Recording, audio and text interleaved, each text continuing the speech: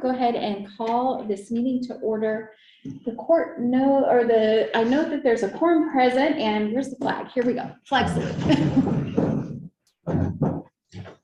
I pledge allegiance to the flag of the United States of America and to the republic for which it stands, one nation, under God, indivisible, with liberty and justice for all.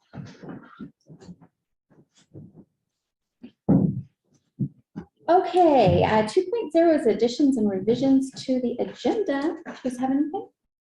I do know. No. Okay, 3.0 is correspondence and public comment. Individuals wishing to address the county court may do so at this time and at other times throughout the meeting. Speakers are asked to raise your hand to be recognized by the chair, give your name and address, and limit comments to 3 minutes. It does not, looks like we just have Terry on, and I'm assuming she's just listening in and not here for public comment. Chris, did you have anything? No, Just listening. you were here in Arlington, so I thought I'd come. Perfect. Okay. Well, if somebody at any point as we move through the agenda would like to comment on anything, it's a short agenda, so better hurry up.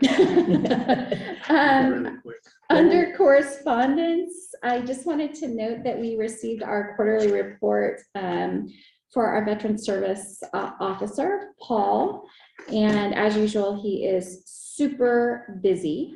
So folks who want to see what he's up to, that is part of the court packet, which is on the county's website.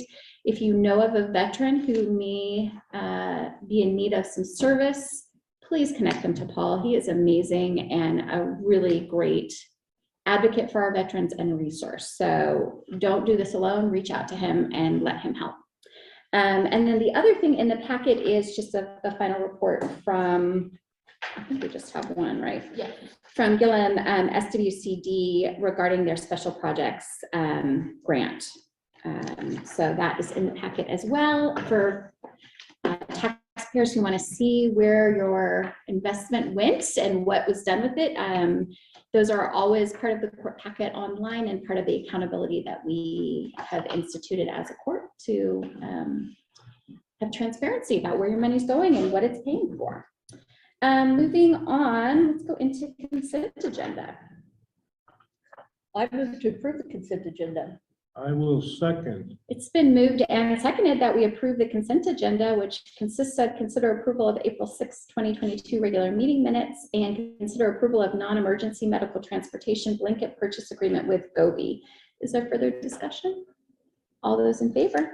Aye. Aye. Aye. Any opposed? Motion carries. Okay, unfinished business. 5.1 is Gilliam County Public Health Transition Update. There's not a whole lot to report. OHA was notified of our intent to subcontract. They sent me back an email acknowledging that they had received our notification. And so the next process is to get all the legal beagles writing the agreements. So OHA is busy drafting the contract with us to actually take the services, and then Umatilla County's legal counsel is writing the subcontract with them. DOJ is writing a subcontract for the environmental or for the on-site septic, because that's actually a 3-way contract between the state, Umatilla County, and us, apparently. So DOJ is drafting that. And then we'll also be drafting a subcontract between the health district and us for the services that are going there. So those are coming up, but probably we'll see them, I'm guessing June timeframe, realistically, by the time they're all drafted and through legal review process. Let's see. Other than that, really the next steps, and Holly and Daleen have been doing a lot of this, are just starting to put in place the more detailed plans for when they start to take over services. So thinking through, you know, all of the various elements that we have to meet for OHA. They've been working on that, and we have a meeting scheduled. I have a meeting scheduled with them, I think next week, to actually go through what's left on the agenda and to kind of divvy up things so that we can. Is that share a the load. requirement by OHA or just logistics to get it to run smoothly? It's both. We've passed the first hurdle in terms of OHA saying like, yes, your plans look good. And so now it's the implementation of that. Like, what does it actually, like, for instance, WIC requires us to have a dietitian that's on contract. So part of Holly and Dalene's job is to go out and figure out how they're going to meet that requirement. Those kinds of like, what are really sort of administrative things, but just making sure that we're checking every single box. OHA has a very lengthy list when they go to do the reviews for each of the program elements of things they want to see in place. And so I think Daleen and Holly have basically been using that as their template. They've just been pulling up what OHA will be checking when they come to review us, and making sure that, okay, we've got this policy in place. We have a dietitian on contract. We've done, all of those little sort of details. And so part of what we will be doing, Delaney and I will meet with them next week, is to see what policies on the county side we need to have in place and make sure that we've got all of the controls and things that we need in place to actually meet OHA's requirements. So they'll do you're saying kind of a final review before they give you the final okay? No, Or this is this is, a review that they normally do on local health authorities? I've seen that with yeah, North this is, Central before, the type of review they do for that local health. yeah, so this is it would be, they're not going to do a special review for us. We're just using their template review documents to make sure that we're meeting best Because they'll practices probably from the review it very within the beginning. next year. They'll probably. That's what I'm thinking. And so that way we're just ahead of the game. We know what they're looking for. And then that way, as Holly and Daleen are setting up processes, they're setting them up in the way that OHA is going to be looking to make sure that we did them so that we're not partway through being told like, no, that process you set up doesn't meet our standard. So they're just trying to make sure from the very beginning that all the standards and procedures are exactly what OHA wants to see. So that when we do the review, it's super easy and we've thought of everything. So, yeah, we're just kind of going through really now the implementation part is just making sure all the little, details are taken care of. And for the court's perspective, what you can expect, sort of the last decision points, which are really, I think, mostly administrative, is just approving the contracts, the subcontracts. Those things will be coming up. They're all going to be very lengthy and detailed. And I think probably our legal counsel is just going to do the heavy lifting and then tell us, yes, this looks good. From past experience, the state, they're going to send us their contract and say, you need to sign it. They don't really negotiate on their language too much in their contracts. So, and then from our internal processes, we'll just be looking to make sure that we have all of the policies in place. For instance, we don't currently have like a HIPAA policy in place because why would we? We've never needed it. But given that I will have oversight responsibility over the public health director who will have access to those records. Technically, they are public health records. We need to have things like that in place that we've never had to have before because we've never been in this space. So our OHA has hired a consultant who used to be the director of Crook County Public Health. She just recently retired. And so they have brought her on board just to help us through this process. That's nice. And she has all of Crook County's policies that they had in place before they left. So we're able to just kind of take hers and then modify them to fit with, Gilliam County's size and how we're running ours. So hopefully that'll be it'll be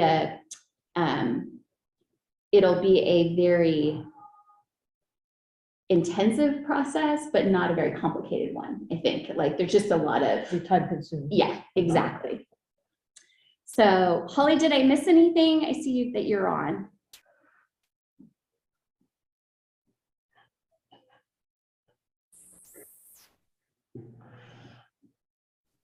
Are you there? She's muted. I know, I saw her on mute. We'll assume that I got everything, the high points. She wrote, sounds good to us. They must be having trouble with mics. So that is basically the update. I mean, we're just rocking and rolling on that. I CC'd you guys on the email so that you had visibility to both OHA and to NCPHD regarding this funding situation. And so I'll just maybe put on the record for folks that there's still an open question about what the divorce settlement is going to look like, is maybe the best way of putting it. We're not sure how much of the remaining COVID funds there are, and nor anything in NCPHD's budget that may be carryover funds that are technically county funds, like our county's funds, that we may be asking for a portion back. And so I have been unsatisfied with the responses from OHA and NCPHD up until this point, and so sent a very pointed email last weekend saying that this was no longer acceptable, and including the governor's office to actually get them to move. And they seem to have gotten the message that they need to move. So Holly asked about assets. oh yeah, good question, Holly. I don't know. That's also going to be, I think, part of the discussion. So Shelley thought that they would at least be able to give us an initial snapshot of how much of the COVID money is left over. I think they're still looking at their budget. It looks like they're planning on carrying over at least 1.5 million. And I'm trying to get from her what is in that carryover money. Is that all COVID? Is that a combination of public health funds? Is that county assessments being carried over? In which case, I want to make sure that Gilliam County is getting its proportional share back. I don't know, when I first let you know, it seemed to me like there was something like 900,000 was COVID carryover, but that was when I first looked at their initial budget that they were. Yeah. Needless to say, they, I don't think, want to give any more than they absolutely have to, because their budget looks very tight this coming year without our money in there. So I'm sure they're trying to make some hard choices and probably don't want us disrupting that any further, hence the pushback that we're getting from them. But I just wanted to put that on the record that that is ongoing, those discussions. And so I put healthy placeholders, as you guys saw yesterday in the budget committee hearing, healthy placeholders in there, but I, at this point, have no idea how much money we can expect on those. But I will keep you posted once I hear back from them. Yeah, happy to. I think I might even use "let me be clear" in the email, so which means that I mean business. So that's all I have for an update on those. Any questions? I don't think I have any more questions. Okay, we're already almost to the end here. Under new business, we are going to go into an executive session. This is 6.1 executive session in accordance with ORS 192.6602G to consider preliminary negotiations involving matters of trade or commerce in which the governing body is in competition with governing bodies in other states or nations. For those who are in the public and interested, we will be coming back into public session and probably most likely making some additional decisions. And so I am guessing that this is probably maybe a 10 to 15 minute conversation at most, might be even less than that. So we'll haul her out down the hallway. And for folks who are on the Zoom, what's going to happen is the court is going to be moved into a separate room. So if you want to see us after we come back into regular session, just stay put here in the public room, and then we'll rejoin probably, like I said, in about 10 minutes, maybe a little less. So just keep us on in the background. Before you move us, Miranda, I just have a script to read and then we can move on. The Gilliam County Court will now meet in executive session pursuant to ORS 192.6602G, which allows the court to meet in executive session to consider preliminary negotiations involving matters of trade or commerce in which the governing body is in competition with governing bodies in other states or nations. Representatives of the news media and designated staff will be allowed to attend the executive session. All other members of the audience are asked to vacate the courtroom. Representatives of the news media are specifically directed not to report on or otherwise disclose any of the deliberations or anything said about these subjects during the executive session, except to state the general subject of the session as previously announced. No decisions may be made in executive session. At the end of the executive session, we will return to the audience in the public meeting room, both virtual and in person. Again, I am expecting that the county court will continue on with business after the executive session. So we're planning on probably returning in another 10 minutes at most. And so with that, Miranda, if you could move us into the meeting room.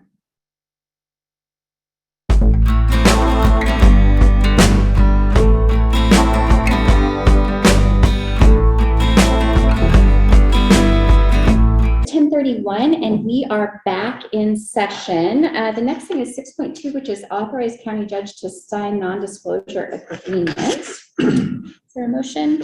I move to authorize the county judge to sign any non-disclosure agreements necessary for Gilliam County to conduct preliminary negotiations for prospective economic development opportunities. A second, I'm sorry. It's been moved and seconded that we authorize the county judge to sign any non-disclosure agreements necessary for Gilliam County to conduct preliminary negotiations for prospective economic development opportunities. Is there further discussion? All those in favor? Aye. Aye. Aye. Any opposed? Motion carries. Okay, moving on to 7.0, announcements and next meeting. Next meeting is of the court is going to be May 4th. 2022. The day before that is the next budget committee meeting. That'll be at 8 a.m. in Condon. And just for folks who are interested, for particularly our grant applicants, that is the time that the budget committee takes those up. So this is your sort of heads up that if you are interested in hearing in those deliberations, that is a public meeting. You are welcome to attend. And sometimes it's actually helpful if the budget committee has questions about an application. If you're able to attend and follow up, then please attend. Come see us. Sherry, what do you got going on?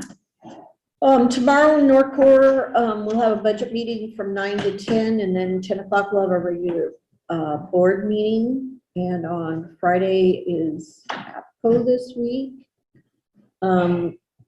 I do want people to know that our transportation staff has not been feeling well, so they're kind of in and out. I've been encouraged them to stay home and not bring it. That also includes to bring in the meal site. So I'm not sure if Condon will have their meal site tomorrow or not. But speaking of the meal sites, we have two issues that I'm not, and this just came up this morning and I haven't had time to look in our budget and have a deep conversation with Sabrina, but one of the coolers at the Condon Mill site has failed, and it was checked and they were told it wasn't worth fixing. Okay. So we're probably going to have to replace that, and we may be needing to come and ask for funds. We may order something and then ask for forgiveness, just so we can get back. If it is less than $5,000 under the procurement law, we can go ahead and do spend that. it. Okay, And good. if Pat has no objections, we could probably just take out of discretionary funds. Okay. And then the dishwasher at the Arlington Mill site needs to be replaced as well, so. Yeah, I think we have some funds for that. We may not have enough, because I think we applied for some funds for that kitchen and then something like that. But anyway, that's There's a what's going couple, on with that. so what I would say is, if you don't have it in your budget, circle back with me. I can Okay. find you a line item. But there's a couple of line items where that would be appropriate. And as long as it's less than, well, for an object like that, I think it's 5,000 is the threshold. So as long as it's less than that, it shouldn't have to go through a formal process. Because we'll and come to probably the want court. to get something as soon as we can. Get back up in that. And right at this point in time, that's all I have. What were you doing? What are you up to? So, I attended the Korea meeting, which was at the Sage Center, week ago Friday, which was nice to have an in-person meeting. Get to been a talk long to the other time. commissioners and, other individuals I've seen faces of, but get to actually meet some people. And I went to Port Arlington meeting, and Justin Bear did a presentation of the water bear and the potential hydrogen project at Little Creek. Met with Ryan McGrath, Nate Stice, and Jed from the port and Kerry from the city last Friday, about some of the potential assistance that the city might get for water projects and whatnot.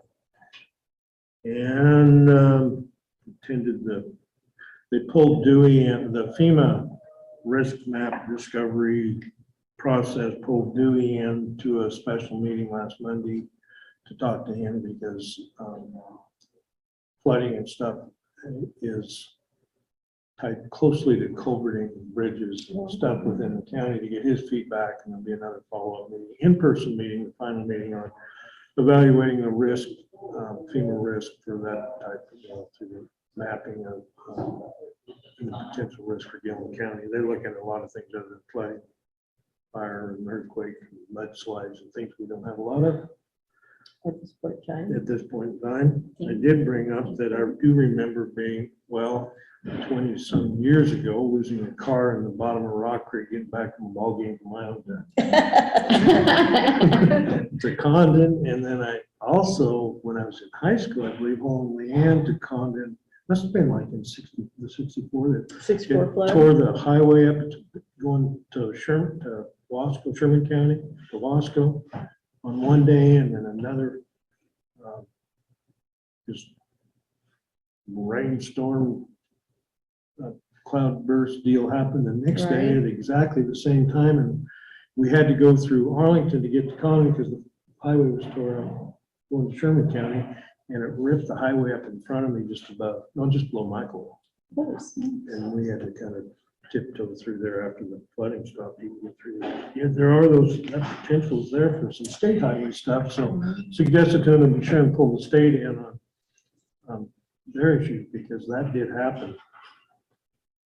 And then, had the budget meeting yesterday, and We both attended the chemical waste management and DEQ presentation last week on their, I did too, on their,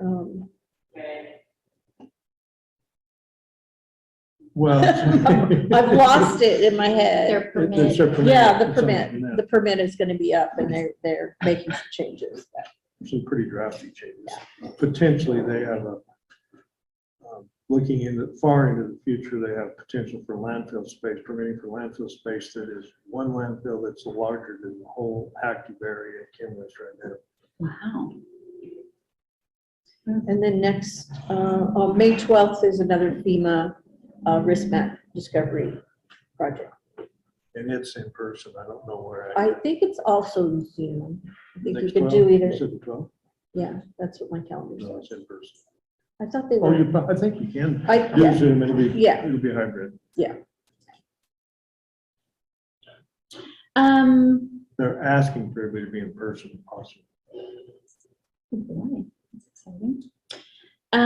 For me, just some notes, upcoming meetings for folks to be aware of. The County Compensation Board is going to be meeting on the 21st, tomorrow at 1:15. They are charged with making recommendations regarding elected officials' compensation. So for anybody interested in that, that'll be at the courthouse. I think Nathan has a Zoom link as well for that, perhaps.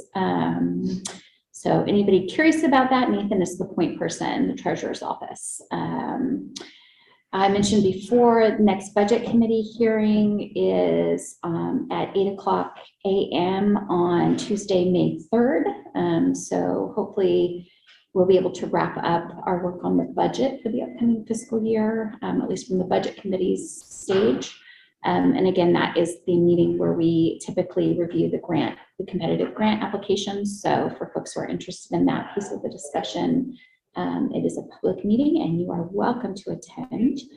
The Frontier, all of our little 190 organizations are also having their budget hearings and meetings. So if you're interested in like Frontier 911, Frontier Telenet, all those folks have started scheduling theirs, and they're coming up in the next couple of weeks and months. The next one for that I have on my calendar is for Frontier Telenet, which is on the 11th of May. So if folks are interested in that. It is coming up. I think Chris Fitz is scheduling the ones for Frontier 911 as well. Other things just to put on your radar that are coming. I wanted to let you know that the well situation at Shetler Station is continuing to progress. Way back, if you recall, I think it was in December or maybe November, we discussed basically trying to get one of our permits for a well that is not existent right now, but that we have water rights for, to get that reinstated. And so I submitted all the application materials. The guy who from the state who was working on it called me back and found a problem with the permit on the existing well. Oh, great. Apparently, it's a long story and I don't really understand all of it, but I'm sure it is. basically it was drilled. The permit went until 2004, and apparently the water meter that was required under the permit was installed in 2006. It's installed, but it was installed like 2 years later, and they never cleaned up the paperwork to extend the permit to cover. So anyway, he was very kind. Delaney and Daryl and I met with him yesterday, and he walked us through exactly what we need to do. So, and he was very clear in his conversation that the intent is not for the state to pull that permit. He wants to work with us, but I just wanted to flag that for you, that there was a little recall.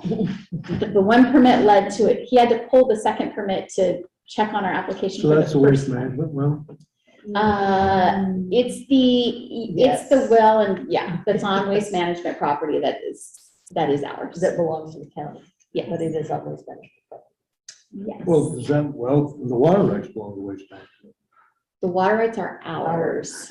And so's the well. It's just that it's on waste Really? management Because property. I think waste management thinks they own the water rights and the well, and we own the equipment and maintain it. We're on the permit, so I think it's us. It's a little confusing.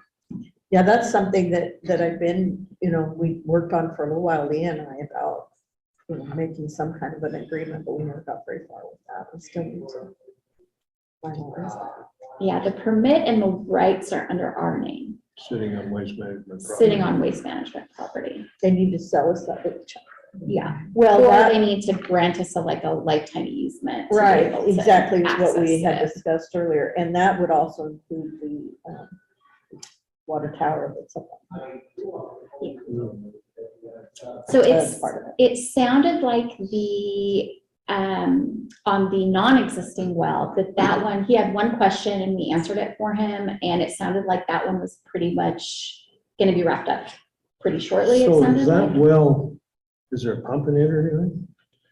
The existing well, yes, I think so. Yes, there's a pump in that existing well, and that's kind of what caught, like, they wanted to know the pump and then make sure there's No, an I'm talking access about the point. other well, the well that you're trying to. The one that. It hasn't been drilled yet. Yeah, Hasn't we even just been have the drilled. rights to Yeah. drill it. I remember now. So- Yeah, we have the rights to drill it, and then the permit expired. The previous court allowed it to expire, and then we received notification that basically, like, this is your last chance to save the water right. Mhm. And so we went ahead just to safeguard because of the other issues that happened with the first well, wanted that in our back pocket. And so I submitted all the application materials.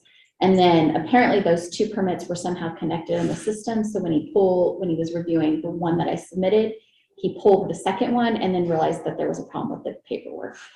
So we're getting that straightened out. There is one other provision of the permit that we're trying to figure out if we complied with or not. And so we're calling some of our well people to see, like, it has to do with, I forget what it's called. What's the access port that we needed to have at the well for them to be able to check the static water level? There was never confirmation whether that was that it fits their criteria that they need for it. So we have the history of what's been there. We know that something was done last year, and there's been something that they had previously that they replaced with what they put in last year. So we're trying to track that so we can get that submitted with this permit stuff. So that way we can keep that existing permit. And we're also trying to figure out not only what was in there, but when it was installed. Yes. Because if it was installed in 2004, then we complied with the permit. If it got installed afterward, when the water meter went in, we were out of compliance with the permit, in which case we have to file for an extension of the permit. Even though we've met all the qualifications of the permit, technically, we did not comply with the permit, and so therefore they have grounds to cancel the whole thing and pull our water right. So they do not want to do that. They understand that it's feeding existing industry, and so they know, and that's why they were kind enough to actually sit on the phone with us yesterday and like walk through, this is exactly what we need from you, and they were very like, how long do you think it will take you to turn around the request to extend the permit? Like, we just want to make sure that we're building into our time frame enough time for you to respond.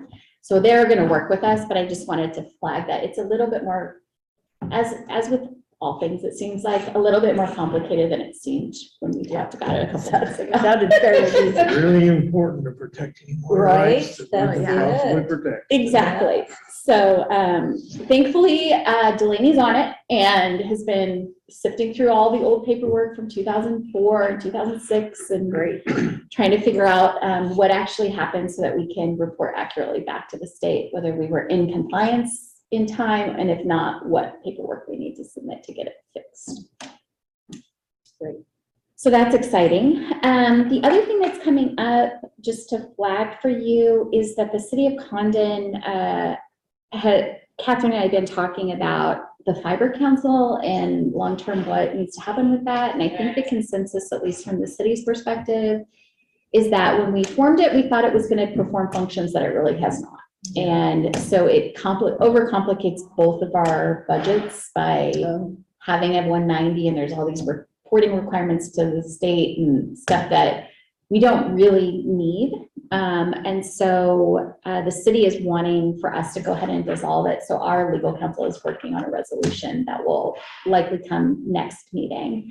So just wanted, when you see that, to not be surprised that it's not a unilateral thing. The city wants out too. And so I think both entities are just gonna go ahead and dissolve it effective July 1, as long as the court's okay with that. So, and that's coming up.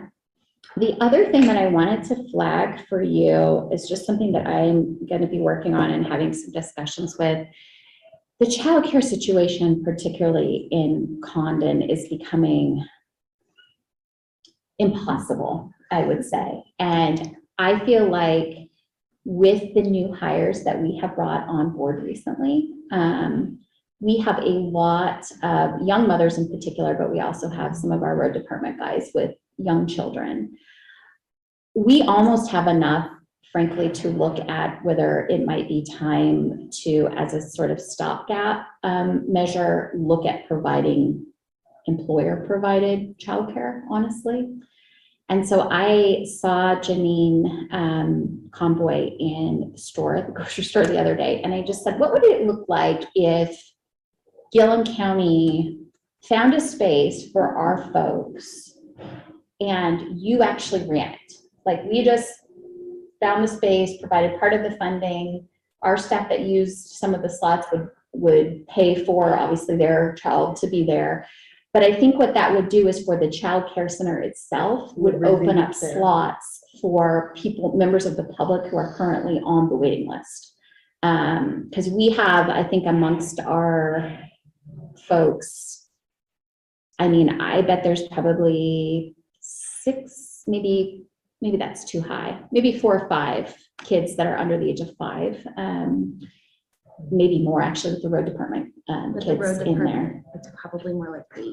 Yeah. So we may be reaching a point where Gilliam County, if we want to help alleviate what's happening for our members of the public, we might need to get creative and come up with a temporary solution. Obviously, long-term, we need to figure out a broader solution, but I think just looking at how many, when I first came to the county, there were not that many young parents, and just as now as people start retiring, we're turning people over.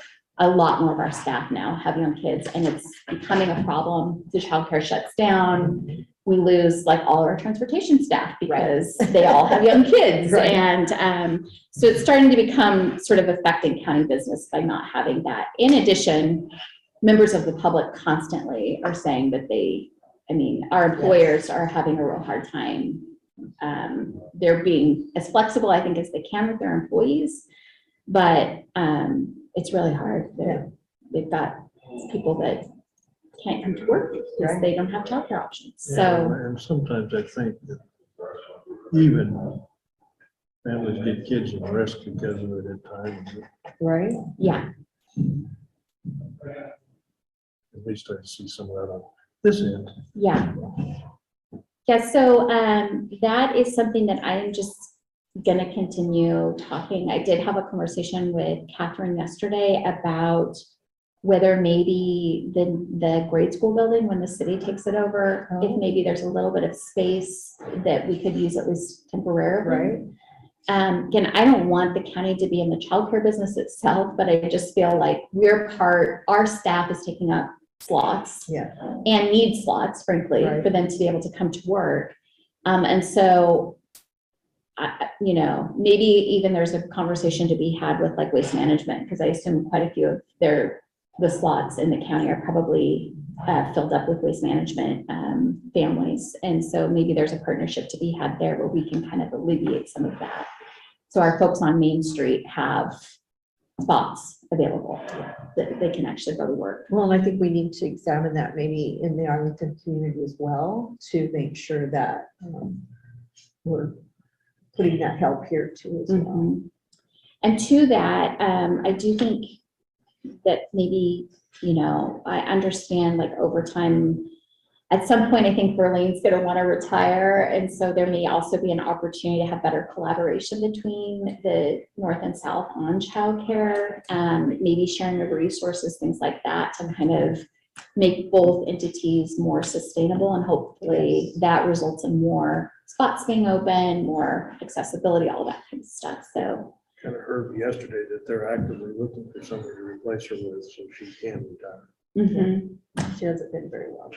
Yeah, so I just wanted to flag that if you hear that the judge is having conversations about employer-sponsored childcare, whatever, I'm just trying to throw some ideas out towards our current providers to see what we can do, because there are significant waiting lists that people are on, and it makes it really hard for our employers as well as employees. Well, and especially with new families that have come into town that don't have that family resource to help them too.